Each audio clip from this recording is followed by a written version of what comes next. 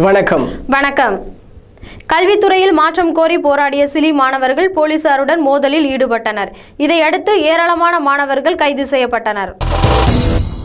Indonesia விமானத்தில் வெடிகுண்டு வைக்கப்பட்டதாக மிரட்டல் விடுக்கப்பட்டதை அடுத்து அவ்விமானம் அவசரமாக தரையிறக்கப்பட்டது.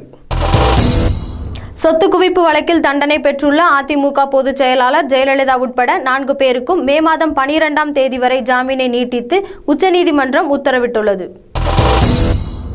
அமெரிக்காவின் நாசா விண்வெளி ஆய்வு மையம் வரும் 30ஆம் தேதி மெசஞ்சர் என்ற விண்கலத்தை புதன் கிரகத்தில் இறக்குகிறது. விறுவிறுப்பாக நடைபெற்று வரும் IPL 12வது லீக் ஆட்டத்தில் இன்று சென்னை மற்றும் மும்பை அணிகள் மோதுகின்றன.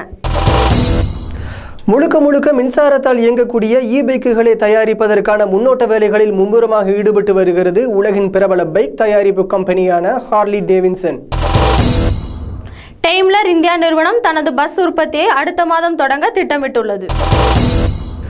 பகவத்கீதை போட்டியில் முதலிடம் பிடித்த இஸ்லாமிய மாணவி மரியத்திற்கு தமிழ்நாட்டின் திருநெல்வேலியில் உள்ள வாஞ்சி இயக்கம் சார்பில் பாராட்டு விழா நடத்தப்பட்டது. வரும் மே 1ஆம் தேதி அப்பா மகளான நடிகர் கமலஹாசன், ஸ்ருதிஹாசன் ஆகிய இருவரின் படங்கள் வெளியாகி இருக்கின்றன. கமலின் உத்தமவில்லன் திரைப்படமும் ஸ்ருதிஹாசனின் பாலிவுட்டின் கப்பார் இஸ் பேக் திரைப்படமும் ஒன்றாக வெளியாகி இருக்கிறது.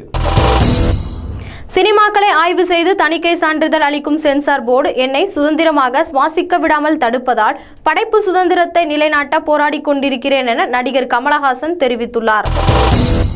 இத்துடன் டாப் நியூஸ் டுடே நிறைவடைகிறது. நன்றி, வணக்கம். வணக்கம்.